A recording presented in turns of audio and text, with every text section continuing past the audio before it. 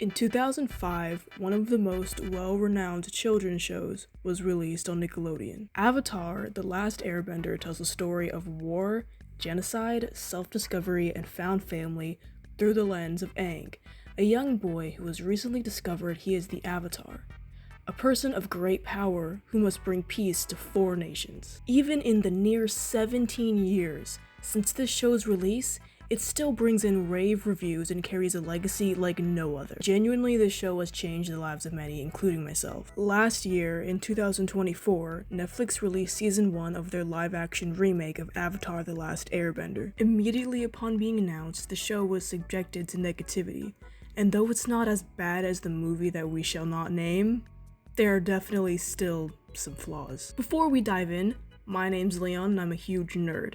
This video will basically be my review of each episode of the live-action series, and also just be a general yapping session for my thoughts. Hopefully you like it, maybe you'll agree. If you don't, you can fight me in the comments, I don't care. With that, let's begin. And obviously, there's going to be some spoilers.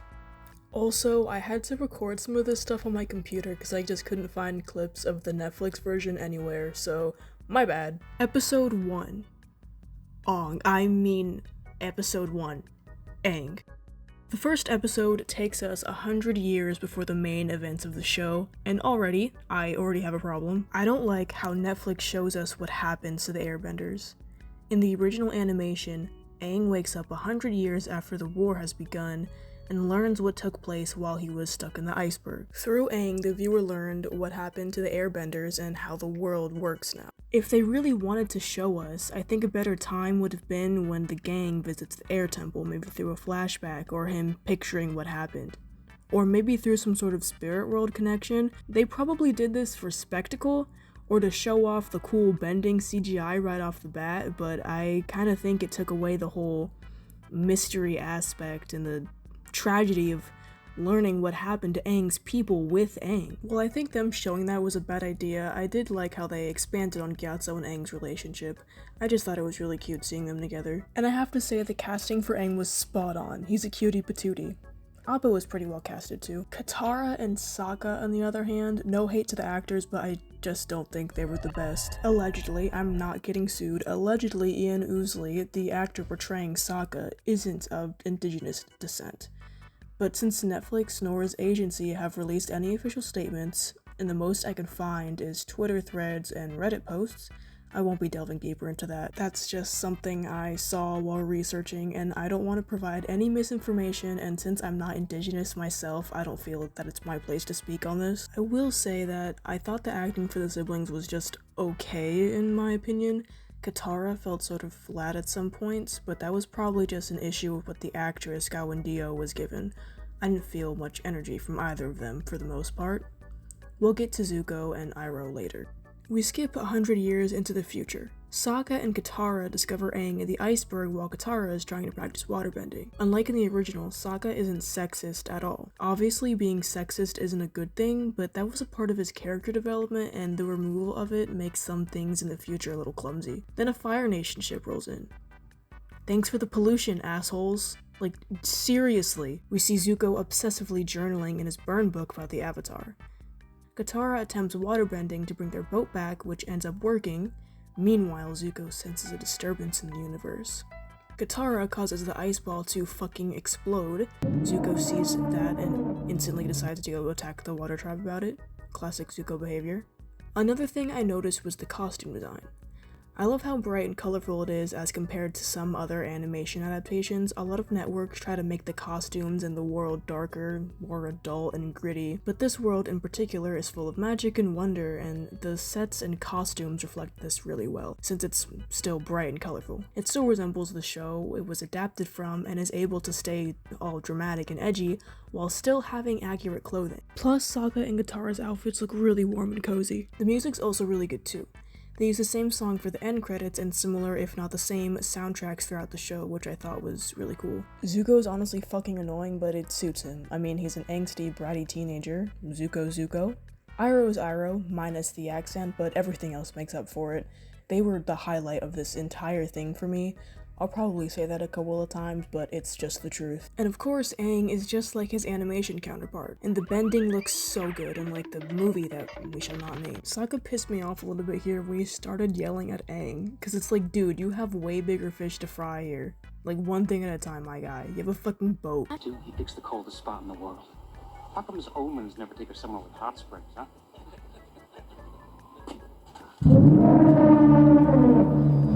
Zuko, you fucking asshole. Jesus Christ. Aang finally decides to lock in and starts beating Fire Nation ass. The kids also help. W kids. And then Zuko decides to kill everyone because someone threw a rock at him. Drama queen. Again, Zuko is Zuko. Sokka almost instantly decides to save Aang from the Fire Nation. I sort of liked how he stood up for him easier in this version. It was probably because they need to fit a lot of stuff into the first episode, so they just sped that part up. Him being on board to help Aang and protect him almost instantly was pretty cool, but let's just put a pin in that. I liked the conversation between Iroh and Aang. Aang almost immediately clocked Iroh's shit and Iroh left right after. Aang sneaks into Zuko's room to find his burn book, then steals it, naturally.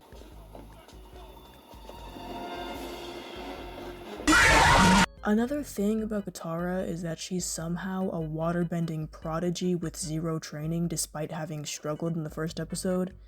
Again, removing someone's character development. The whole point of the first season is to have Katara and Aang train together. However, very minimal training happens. It makes zero sense to me. The air temple part was like 5 seconds, but that's fine, I guess. Aang gives this Avengers ass speech at the end with inspiring music in the background, and then the episode ends. I liked the part that Zuko was in. Episode 2, Warriors. Zuko opens the episode as he's crashing out, which, relatable. Avatar. He ran! Okay, remember how I said that Sokka wanted to protect Aang and stuff from the previous episode? Backtrack on that because 2 minutes in and Sokka already wants to leave him and go back to the Water Tribe, even though that they already established going back would be dangerous. It feels like they're just repeating the same conversation they had at the end of the other episode. The group decides to go to Kyoshi Island. Kyoshi is probably my favorite avatar besides Aang. It's probably a popular opinion, but whatever, this is my video. Iroh gives Zuko a lesson into tricking people and then gets distracted by food. Facebook mom vibes, and the group gets into danger because Sokka was being stupid. Accurate. The Kyoshi warriors look pretty great, there's nothing else to say. I mean, the makeup looks good, it's on point, they look fierce, intimidating. That's pretty much it. Kyoshi's mom kinda annoyed me because what do you mean you can't let the avatar in?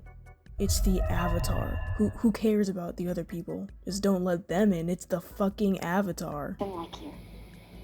To be honest, I don't know what life has been like anywhere.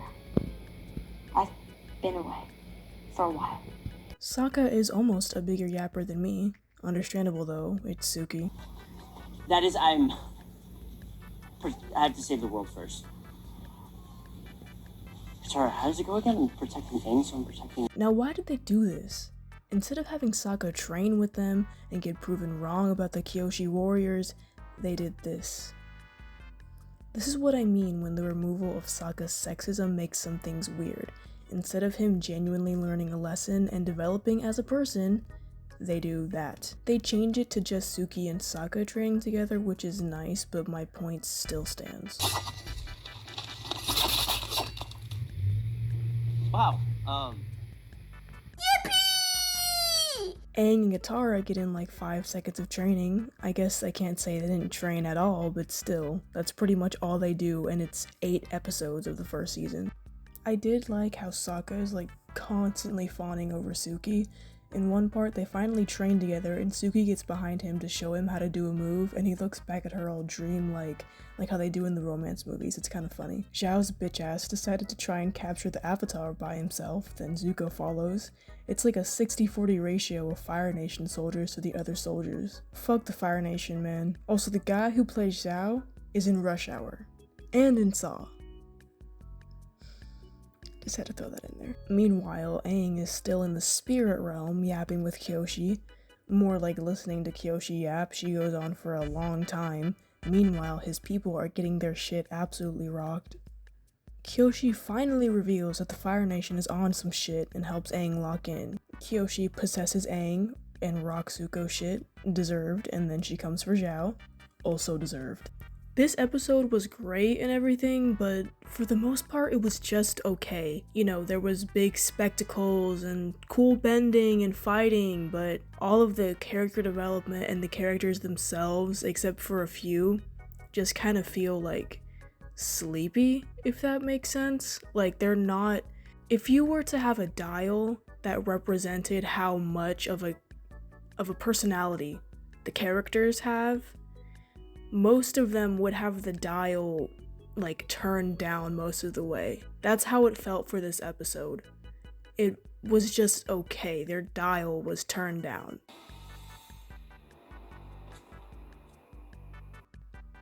Episode 3, Omashu. In this episode, we meet Azula for the first time. In the OG, I'm pretty sure she is introduced in season 2.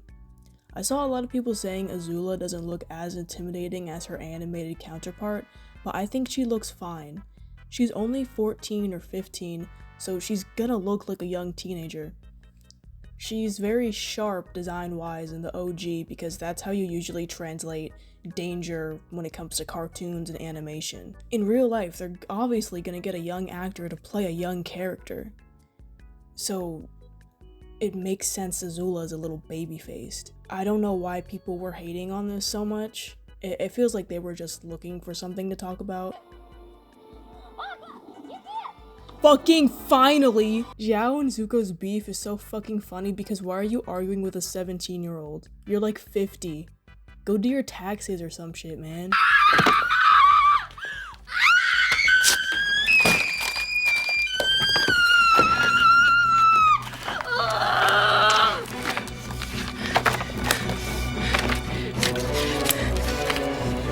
This girl is the nastiest skank bitch I've ever met. Do not trust her. She is a fugly slut.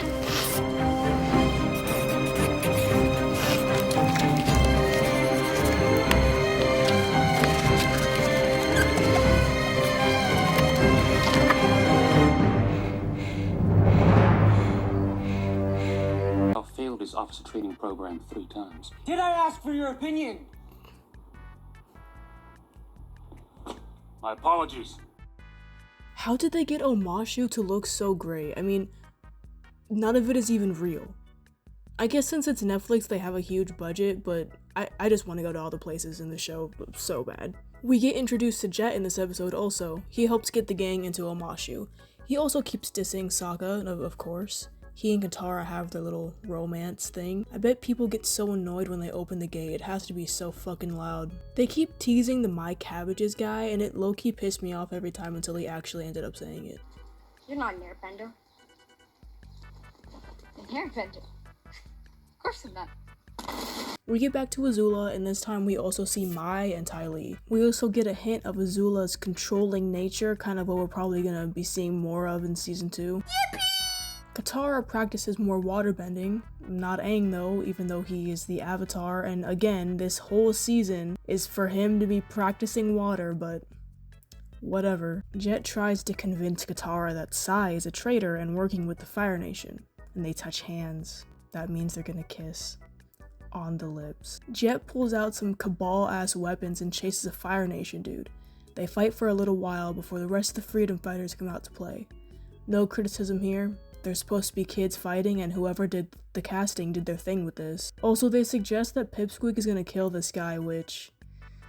Alright. Zuko and Iroh, master of disguises. Aang tells Sokka the Fire Nation is using Minecraft slime to blow stuff up. Katara then comes in and says Sai is behind it, but Aang and Sokka try to convince her it's Jet since they found some of the freedom fighters' stuff with the Minecraft slime. Katara doesn't want to believe her Pookie Wookie is in the wrong. She and Sokka fight, Disney Channel style. Where are you going? To prove you're a jerk. Oh, yeah? Well, I don't need proof of that. Jet decides to kill Sai because apparently he's a traitor. Oh, and he wants to blow up the king, you know, as one does. Katara realizes her Pookie Wookie is in the wrong. She takes off the scarf Jet gifted her, reunites with the boys, and rushes into action. Zuko then tries to fucking murder them, of course, you know, classic Zuko activities. Having beef with a 12-year-old is actually insane. Sokka and Katara get on the cart things. I wish they would have rode them the way they did in the OG, but I guess they don't have any time to be silly. You have my notebook.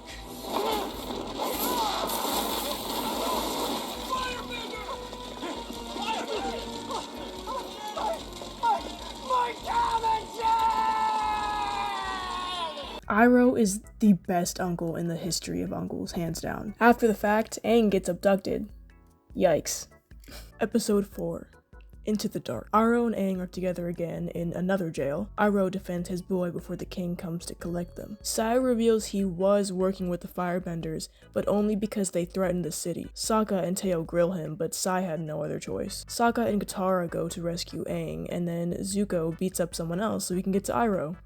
I love them, they're the best uncle-nephew duo. Iroh and Aang have another conversation. Iroh drops some lore, but he's vague. We'll put a pin in "It is I who owes him." After a brief flashback of Aang and his friend Bumi, we see that Bumi became the king of Omashu. Jet tries to threaten Katara. She only gives a little bit of a fuck and then tries to leave. Jet tries to fight her, but she rocks his shit and freezes him. It's cool and everything, but we've barely seen her training and she's already able to do this. Again, they make her some sort of prodigy without showing her develop her skills. This and a lot of other issues probably stem from the fact that they turned 20-something episodes into only 8. I'm sure they could have found some way to show the development better with at least a training montage or something. It doesn't make sense for Katara to go from struggling to master in waterbending within 5 minutes. Yippee!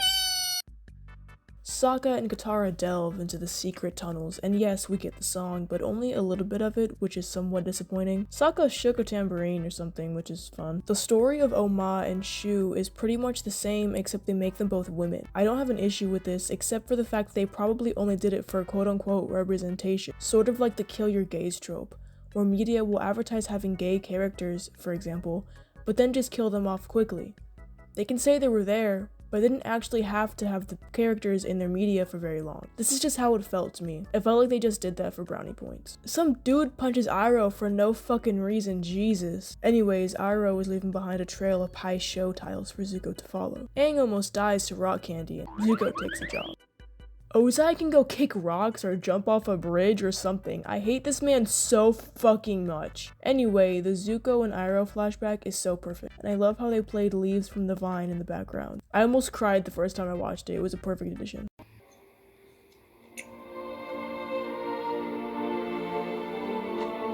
This scene and another flashback they showed later in the episode is what I meant by "we'll put a pin in it is I who owes him." This is what Iroh was talking about. Bumi was low-key annoying me, even though I know he had some good points in there somewhere. Yapping master. Zuko has no chill, Jesus, just out here throwing fireballs at people. He's probably killed people before, and by accident too, because he was just lost in the fucking sauce. Sokka and Katara defeat the Badger Mole thing with the power of sibling love. In the OG, it was Aang and Katara with romantic love or something, but I like this one too. Anyway, they crack the code with their brother-sister awesomeness and find their way to the palace. Meanwhile, Aang and Bumi are fighting to the death. You know, for funsies. And learn what it means to be the Avatar. What, letting people die? Are you mad because Aang didn't kill you? Aang gives this Darman-ass speech, and then the group leaves the palace, and everyone learns a lesson. Yippee! Then Bumi and Aang ride on the carts for some fun. Meanwhile, Iroh has been stabbed, and he and Zuko are on the fucking run. We get another sweet flashback scene of Iroh and Zuko again with Leaves on the Vine. It's sweet seeing how their relationship turns into what it is today, and how deeply they cared for each other. Everything I need is on this boat. Ending the episode with Zuko choosing family over his search for the Avatar was just the cherry on top. Episode 5. Spirited Away. The gang is immediately in peril, and we see Katara has magically learned a new waterbending trick. She says she's been training with her scrolls. I just wish we could see more of it, especially with Aang. Again, Aang is the Avatar, and he needs to learn waterbending now because he is the Avatar. That's the entire point of book 1. Sokka tries to help a little girl, then she gets scared and runs away. They follow her to her village and learn that a group of their people went missing. Aang thinks they're in the spirit world. No reports of anything unusual. None. Except Except what? one of the resupply merchants mentioned something about kids playing with ice blocks near Senlin Pass, but he was probably mistaken. So someone saw ice in a place where no ice should exist? Most people would call that unusual, wouldn't they, Lieutenant G? Unless they were an idiot. Azula tries to help Ozai. Ozai decides to be rude to her because he's an asshole. Classic Ozai activities. Zuko is too socially awkward to ask a bartender if he's seen waterbenders. And after bribing him, he still gets nothing. So he growls like a rabid dog and gets the answer finally. Somehow Aang brings Katara and Sokka to the spirit world with him. This world is dangerous, of course, especially for Sokka and Katara since they're humans. These spirit world parts are sort of boring to me. I kept finding myself waiting for Zuko and Iroh to appear on the screen again. Zuko pulls a Bella Swan at the thought of hiring June. There's a possibility. A fox talks to Sokka and he thinks he's going crazy. Spoiler alert, this is actually Princess Yue and we'll meet her in the 7th episode. Everyone gets lost in the fog like it's Silent Hill and they have to confront their pasts and whatnot. Katara relives the last day she spent with her mother. I think they did this to show what happened to her, when the hints they've been giving are pretty clear, at least to me, but I guess they're making sure we really understand. We could have pieced together what happened through what already's been said, but show, don't tell, I guess. Then we see Sokka and his father. We know less of their relationship other than Sokka took over after his father left and that his father was a warrior. Sokka overhears him saying that he's basically not ready to lead or anything. Aang, of course, is also having a flashback. We see the monster, named Ko, that attacked Sokka. Despite being fake, Aang and Not Gyatso have a heart-to-heart, and Not Gyatso helps him solve what's been going on with the villagers. Episode 6. Masks. We open the episode with Zuko and Iroh again. Iroh is being the dad Zuko deserves before he attends his first war council. Then we cut to present-day Zuko, who is beefing with Zhao again. They should fight. I think they do later. Anyway, no one is listening to Zuko now since Zhao is an admiral. Iroh tries to convince them. Lieutenant G says some shit that pisses me off and then has the nerve to add Sir after. Aang tries to analyze Zuko, which takes us back to that flashback from the start of the episode. Zuko. He was not paying attention, but I don't blame him because all that seems really boring. Ozai gets mad at him since he doesn't want to sacrifice a group of people, so Ozai decides to burn his face about it.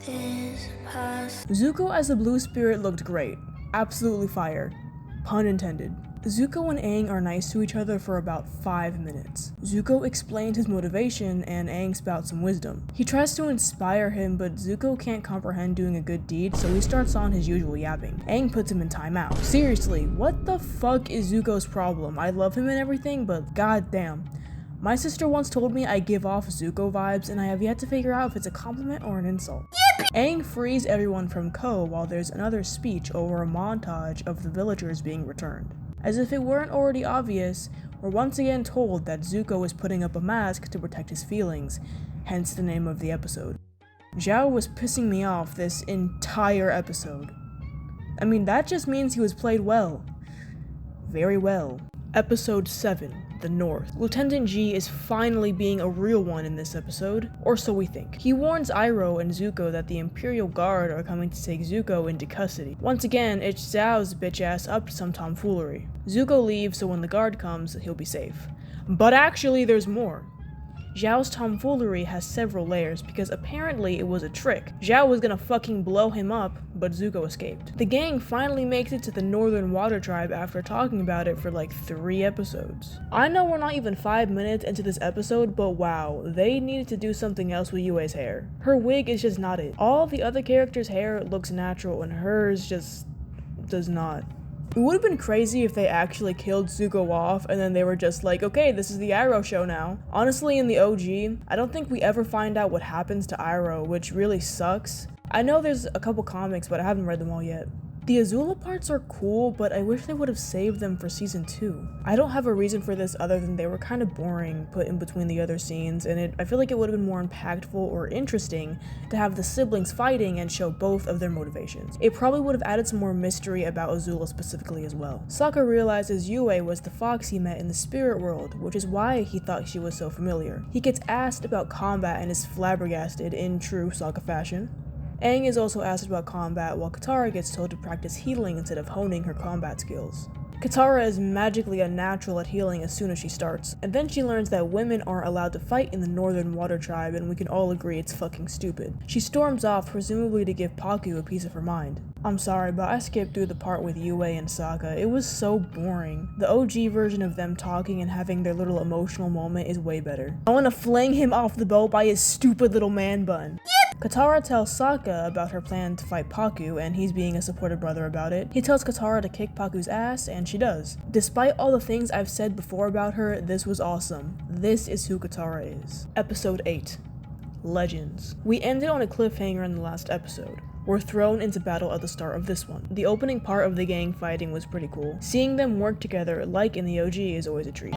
Zuko once again risks his life since he's trying to find the Avatar in the middle of a giant battle. He and Iroh hug. Zhao is just fucking evil. I hope Appa eats him. They make us think that Momo died for some reason. Literally why? For what reason? Zuko almost drowns himself. Again, what is wrong with him? Was he dropped on his head as a child or something? Katara and Zuko fight. Katara beats his punk ass up. Absolutely deserved. Before Zhao, the Moon Slayer! That's the name you choose? After Zhao kills the Moon Spirit, Aang enters the Avatar state and obliterates the Fire Nation on the Water Tribe's behalf while they try to figure out the whole Moon situation. Yue makes the decision to sacrifice her life in place of the Moon Spirit. Katara keeps trying to talk to Aang, but realistically she's being so quiet that he probably can't hear her. Anyway, they wrap it up with the Water Tribe recovering, Zuko and Iroh escaping, and Ozai revealing that Azula captured Omashu. This episode is where everything finally got interesting. It was a pretty good finale. Remember when I was talking about the dial that each episode had, and how the series kind of felt like the dial was turned down? In this episode, the dial was turned up slightly more than the rest of the episodes. I have a few things I'd like to see as the series continues. First, and this doesn't have much to do with the series itself, but the actor Ian Ousley. If they could just sort out his whole thing, that would be great. Again, I could only find social media posts about it, and it'd be great to have somebody release some sort of statement, some sort of official statement. I feel as if the show keeps using their little inspirational speeches at the end of each episode to reveal things that have already been extensively hinted at, which is sort of annoying because these are things we already know. It's as if they don't trust the audience to understand what's being given to them, so they keep repeating it. Now this next one might be an unpopular opinion, but I don't like any of the ships in the show. I really hope they don't even tease Uttara. I would rather them stick with Katara and Aang. I'm also not a big fan of Zuko and Mai, but since they were together briefly in the OG, they're probably gonna go down that route anyway. Suki and Sokka were fine, I guess. I just hope they leave those things the way that they were in the original. In the next seasons, they'll be introducing Toph. Apparently, they're going to make her more feminine and less of a tomboy, which I don't like at all. That's a huge part of her character, and I see no need to change it. In addition, it would have been cool for them to hire a blind actress to portray Toph, but they didn't. We'll just have to see what her actress has to offer. You probably guessed this based off my commentary, but I thought the show got boring as it went on. I found myself with little to comment as the show continued. It was kind of just like, okay. Nothing good or bad, just okay. Besides the parts with Zuko and Iroh. You might have guessed, but they were the absolute highlight of this show for me. I kept finding myself waiting for them to come back on screen and ignoring the other parts. The only complaint I have is that Zuko didn't say anything about his honor. Besides that, he and Iroh were perfect. As the series goes on, I hope they expand on certain things and stop cutting stuff out. They could just do more episodes to include more things that are needed for plot or character development, but for some reason the trend now is for shows to have 6 or 8 hour-long episodes, so they probably won't do that, which is really stupid. And that is the end of my yapping session. Thanks for sticking around until the end. This was my first time making a video like this, so if you liked it, make sure to like and subscribe. I'm planning on making a review of Mortal Kombat Annihilation one of these days. Feel free to tell me your opinion in the comments. Once again, thanks for watching. Have a nice day or night, and goodbye.